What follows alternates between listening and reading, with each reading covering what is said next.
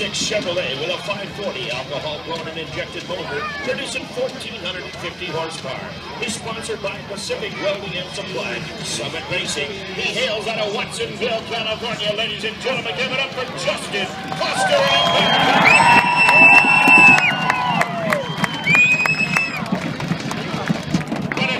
Ladies and gentlemen, he's a little backwards, but that's okay. Here he is in a 2008 Chevrolet with a 540 alcohol-blown and injected motor producing 1,500 horsepower. His sponsors are R&P Blowers, Precision Graphics.